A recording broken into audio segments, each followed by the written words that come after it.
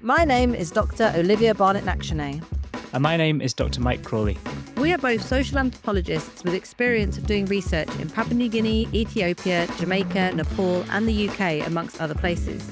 In this podcast, we offer you a chance to learn more about an anthropologist's way of thinking and the real-world impact their knowledge can have. We live in a world that is both increasingly connected and seemingly more and more divided, beset by challenges such as inequality, climate change, and intolerance. At the same time, our information about the world is both proliferating and shrinking. We turn to generative AI and social media for quick and easy information, which often gives us the most probable answers to our questions. Anthropology offers something else. Anthropologists take their time and spend their time with people from many backgrounds and cultures. As a result, they often challenge taken for granted or commonly held ideas and worldviews. To be an anthropologist, you have to be curious. Are you curious? If so, join us here on The Anthropology Podcast. So what is anthropology, Mike? So in the most general terms, anthropology is the study of people. There's a few different ways of approaching this. So we have evolutionary anthropologists who look at our past as a species.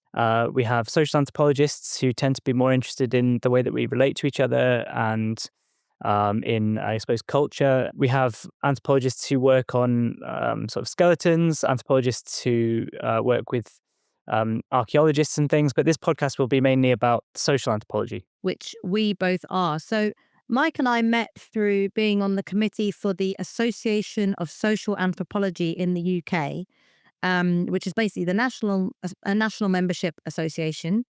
And Mike is the media officer and I'm the networks officer. And you had the idea to start the podcast, right, Mike?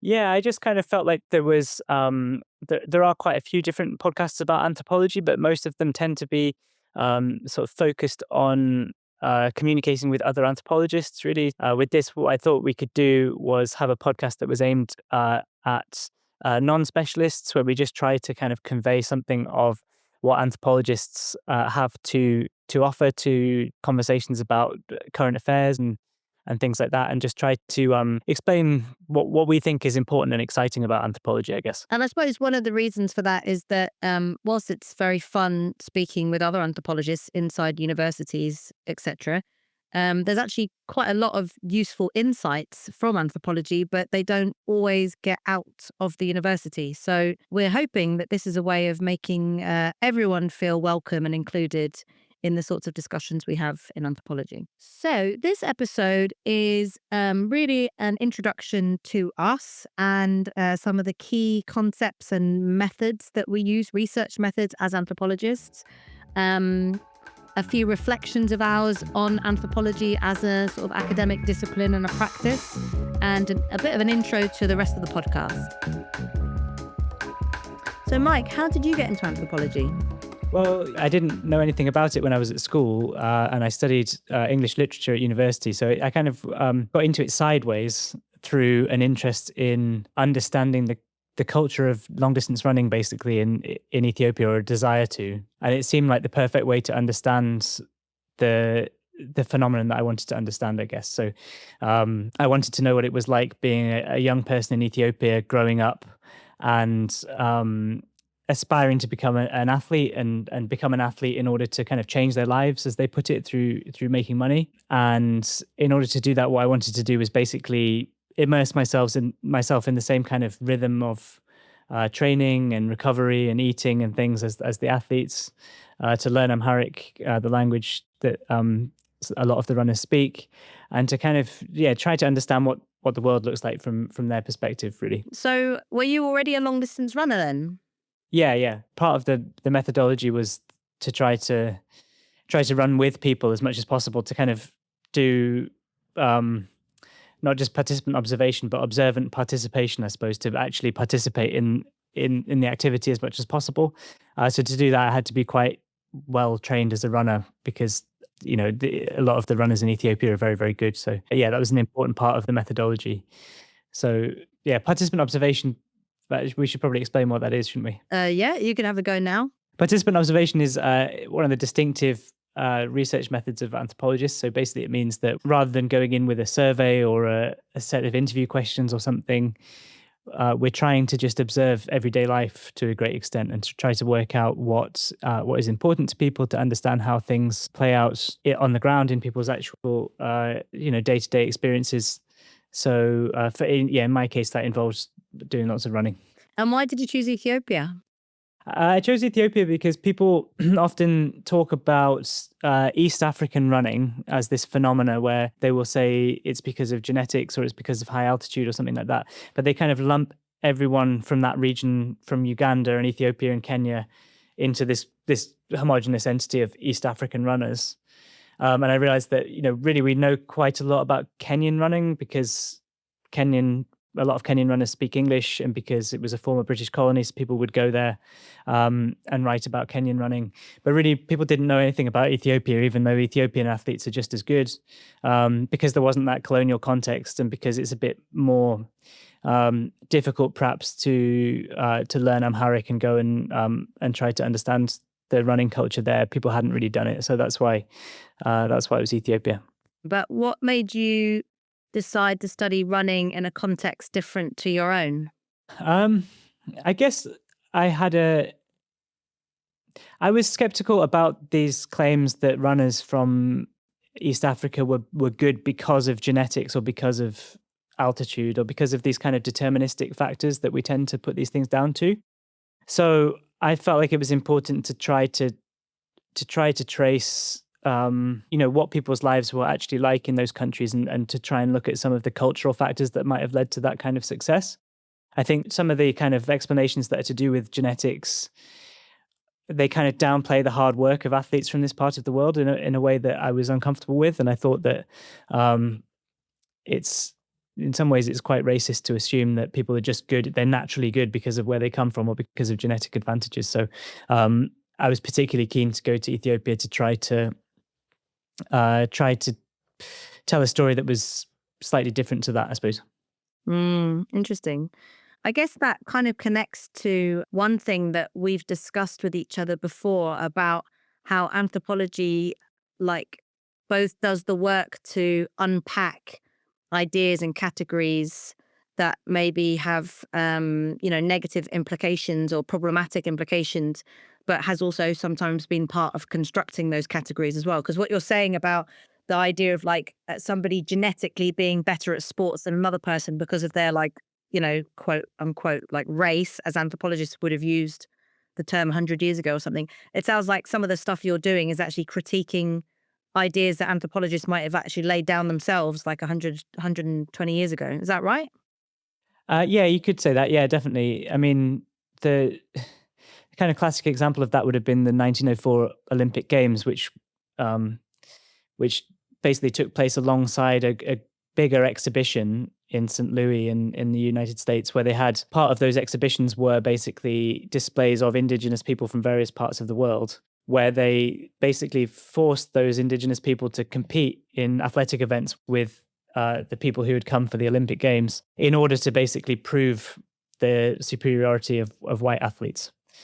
So that was at that point that was anthropologists very much um, trying to categorize people and to place people within a hierarchy that placed white people at the top and various indigenous people from different parts of the world lower down a sort of hierarchy of civilization. That was like the explicit aim of those kinds of anthropology days, they were called.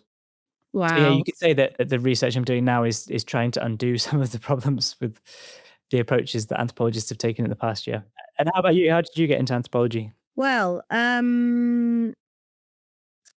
actually, in a way, as you were speaking, I was thinking about like the resonance of what you're saying with some aspects of some of the work I've done in Papua New Guinea. And I think, I mean, I guess because you're working in sports, there's such a sort of lineage of like physical anthropology. There's so much work on like the body and measuring bodies and comparing bodies and the kind of quantitative analysis of bodies, which is, such a legacy of anthropology, but probably now plays out in like sports science and stuff as well. But in my case, I also fell into anthropology accidentally in the sense that I hadn't studied it before going to do a PhD in Aotearoa, New Zealand. Um, I had studied a postgrad in development studies at SOAS, and I just found that the material that I liked the most happened to be ones where the theory was built from real world stories and examples. So I did come across a couple of anthropologists in that whilst I was doing those studies, but I didn't really recognize it was anthropology. I didn't know like that's what I liked. I just remember I liked those types of articles. Um, and even the sort of the first essay I got a good mark on was post development, a post development essay, which was mostly Escobar and Arturo Escobar, who actually was an anthropologist, but I didn't know at the time. So yeah, so I was kind of naturally inclined towards like local perspectives, but also like critical local perspectives. And at that time, I was looking at the food sovereignty movement, um, which kind of incorporated multiple sort of interests of mine, which is like the impact of climate change on people and the environment. I was interested in like gender inequality, and food sovereignty was a movement that basically tried to counter the effects of like Bill Gates' like green revolution in sub-Saharan Africa and in other parts of the world where there's this sort of shift to industrial agriculture and monocrop agriculture. And so the food sovereignty movement was an attempt to say, or is an attempt to say, like, let's privilege local knowledge, local seeds, ancestral knowledge, and women's knowledge, because they're so often the food producers that are using more ecological and sustainable ways of growing food and also protecting biodiversity. So that like kind of set me up to be able to apply for a PhD that was around a food market in the highlands of Papua New Guinea. But I'd never been to the Pacific before and I knew nothing about Papua New Guinea. I'd spent some time in West Africa and Togo and also done my postgraduate research on the food sovereignty movement in Mali and how it actually affected agricultural policy and law. Um, but I was always interested in the historical context of colonization and how colonization was still playing out today. And so when I started researching the highlands of Papua New Guinea, where this PhD was based, I then sort of learned that actually the highlands had had sort of first contact, as people say, with Europeans in the 1930s. And so they had this like very short time period of experience with money and markets and like buying things and selling things. And at that time, I'd just kind of come out of my sort of Marxist um, reading phase where I was suddenly like seeing capitalism in a way that I'd never understood or seen it before. I'd always been interested in inequality and had this feeling for like why are there some people who are homeless and like some people that have massive houses and big cars. And so then I was interested in like what's the alternative basically? How do we think about alternatives to these sorts of economic systems that we seem to be stuck with? And so when I learnt that the highlands had been colonized only in the 1930s, I thought, oh, maybe there's people there that have a sort of living memory of what life was like before they had capitalism. So that was kind of my personal motivation for going to do the research. And I remember being in the job interview and sort of saying, oh, isn't Papua New Guinea like crawling with It is anthropologists? kind of a classic field site, I suppose, isn't it? Yeah. Yeah, exactly. And I didn't know who Malinowski was. I hadn't like come across him or anything. I'd heard of Margaret Mead, but I didn't really know who she was or what she'd done or what she'd said or anything. But anyway, I ended up doing this long-term research. I did go up to the Highlands for a year and living and working with market women who grow their own food and sell it in the marketplace and tracking the history of how food became a commodity, something sold in a marketplace, rather than something that was being grown both for subsistence but also as a gift. And in a way, like my research is looking at the gifting economy, which is a very classic subject in anthropology, but is one form of a sort of alternative to capitalism, I guess. And I think that's why some of the early anthropologists of the 20th century, early economic anthropologists like Marcel Mauss, were interested in theorizing the gift because they too were looking to alternatives to the kind of rising dominance of markets and capital. So it's funny, we kind of, if you imagine an anthropologist, you perhaps imagine somebody in Papua New Guinea or in the Trobriand Islands or somewhere like that, maybe wearing a khaki suit and a pith helmet and kind of, going to talk to like a tribe of people, basically. That's kind of our mental image maybe that we have of anthropologists from like the Gary Larson cartoons and things. But modern anthropologists work on all kinds of different things, don't they? And we've kind of lined up a few different things, from cryptocurrency to how to develop transport networks in London to, why we make babies sleep in cots on their own. So anthropologists are not just working in these kind of like far-flung exotic places, but actually they're doing all this kind of other work much closer to home as well. Yeah, and the other thing is that I guess one of the really exciting things that I hope we get to share with this podcast is that um, even though whilst I was studying it, it sort of felt like we were just sort of stuck in the university talking to each other. But anthropology has actually contributed a lot of quite important ideas and concepts to the world. And, one of them being doulas, which we sort of explore in one of the episodes. The other big concept obviously is culture, but even the concept of cultural relativism, which we'll talk about a bit more in another episode. Exactly. And as an anthropologist, you kind of need to tap into various different approaches to research and different kind of personal qualities in order to capture these parts of human experience. So let's give the listeners a sense of how we would achieve this in our fieldwork. So, do you think there are particular kinds of dispositions that we sort of develop once we become anthropologists, or maybe that we benefit from as anthropologists? Um, I think one of the big ones is patience, probably, that we have to learn how to be patient. With my fieldwork, I really felt like I was in Ethiopia for 6 months before I really started to know what was going on. And I realized that I'd been living in a kind of compound with some runners for about 6 months. And I didn't realize for that entire time that on Saturday nights, they'd been getting up at 3 o'clock in the morning to go and run up and down a hill. And I'd been blissfully sleeping throughout this whole thing. And they only told me that they were doing that once they'd kind of got to know me enough and trusted me enough to let me in on this kind of midnight running secret. And then that kind of felt like after 6 months, I was kind of, uh, more one of them and more accepted, I suppose, than I had been to begin with. But if I'd just gone in with a set of questions or a survey or something at that point, I would never have learned the things that I did learn, because it was only after 6 months, 9 months, something like that, but I realized what the important questions actually were. So I think patience is a really big one. And it's something that Anand Pandian talks about in the first interview that we're going to have for the next episode. And then I suppose another one would be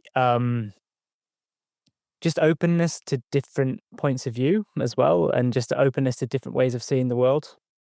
So I think that's a really important one, especially today. Like we said at the very start, there's a lot of intolerance. There's a lot of sort of division of people into different camps where people are unwilling to see the world from the point of view of other people. And I think anthropology kind of trains you and prepares you to go and try to see what the world is like from the perspective of somebody else, and to see what their life world is like, as we tend to put it as anthropologists. So that, I think, development of kind of empathy and ability to see the world from others' perspectives is really important. Yeah, I think actually something that connects with that I really am grateful for as a result of studying my PhD in anthropology is also non-judgment, which I think is similar to openness. Like, learning how to listen and actually holding back on your own judgment enough that you can really stay with them and ask questions to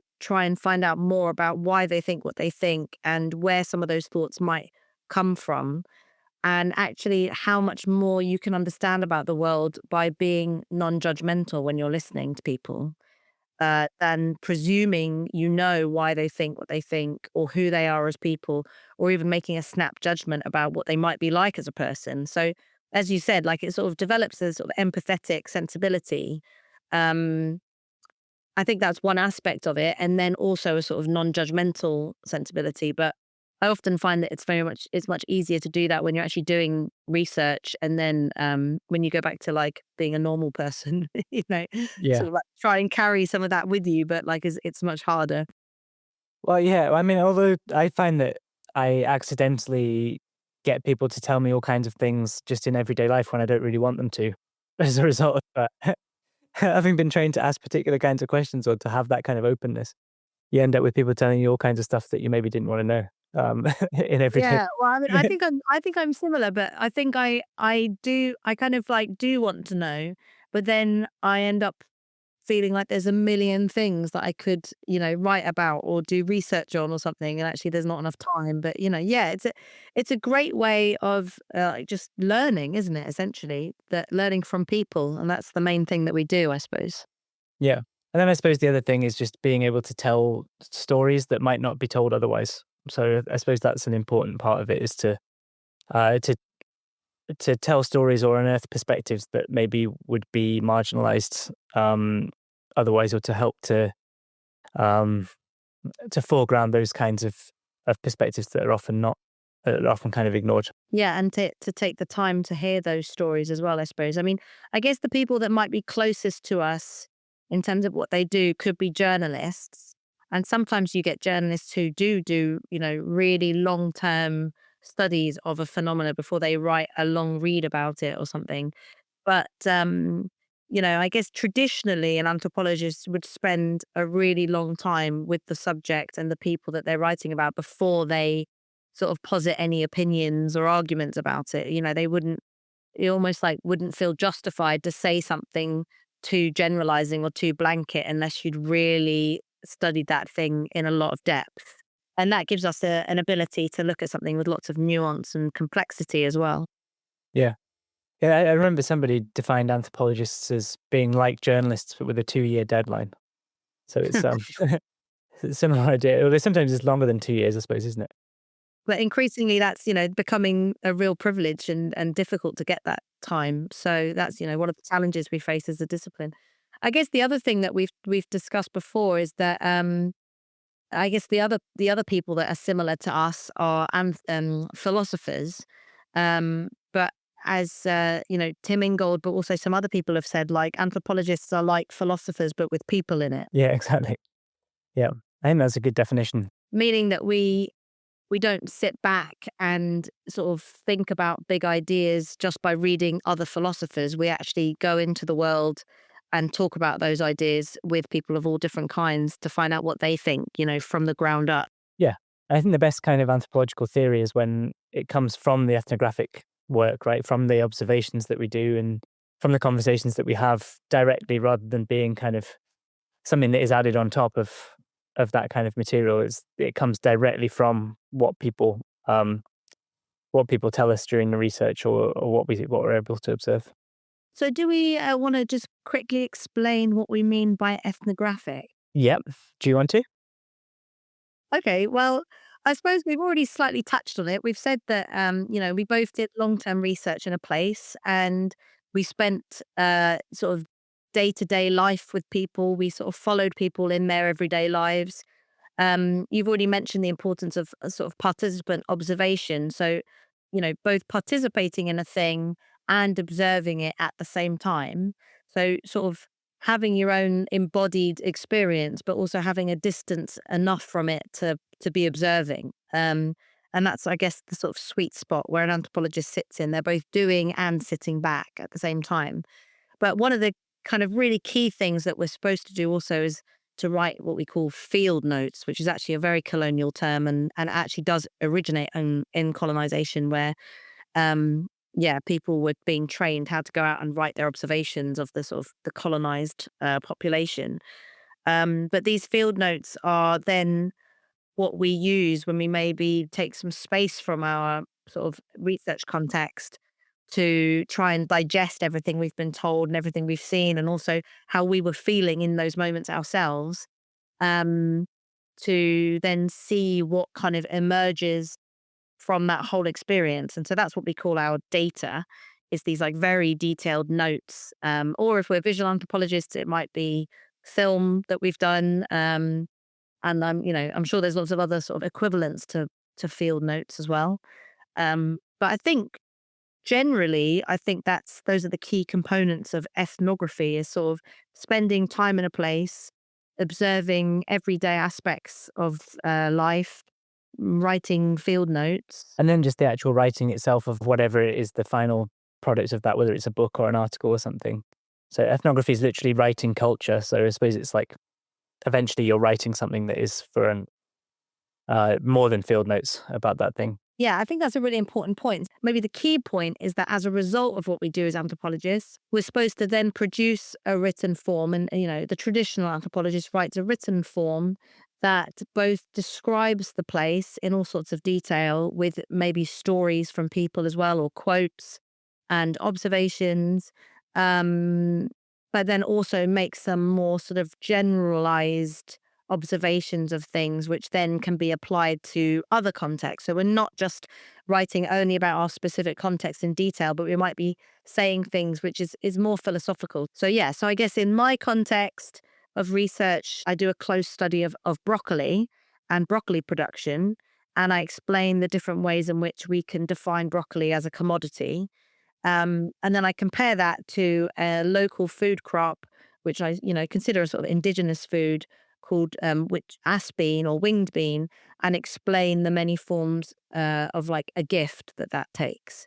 So these two concepts of like the gift or the commodity are like these very big concepts in anthropology that we can apply, to all sorts of different contexts.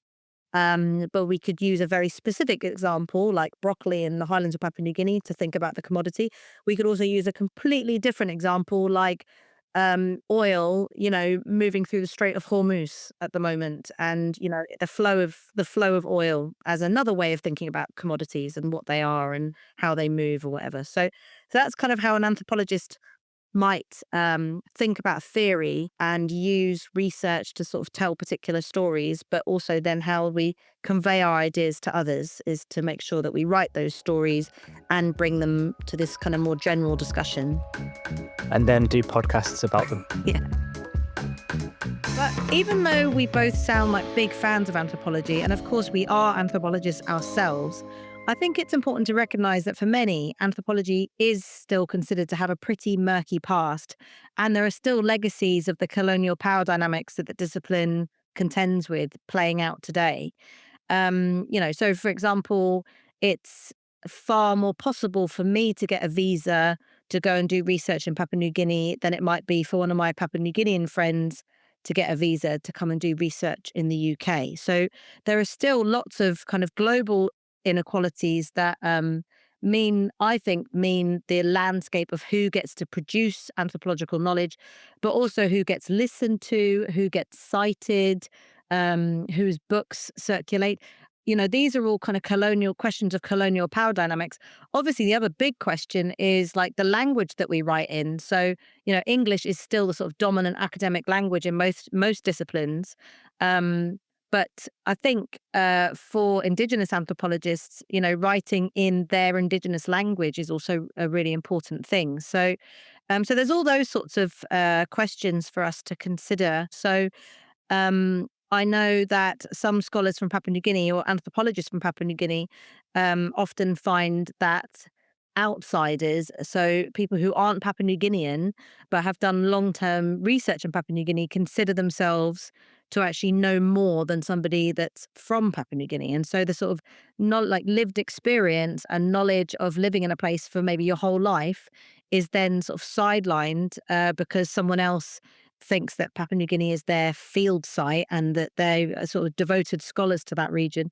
And so, that throws up all sorts of quite difficult questions. But yeah, whose knowledge counts and whose voices are heard. But then, like on the flip side, I've also heard from people based in Europe who are not from Northern European backgrounds complain that they get sort of pigeonholed as though they are only allowed to work on the place that they come from, or questions of like race and ethnicity or something. So there's lots of complicated politics about who gets to write about what and where.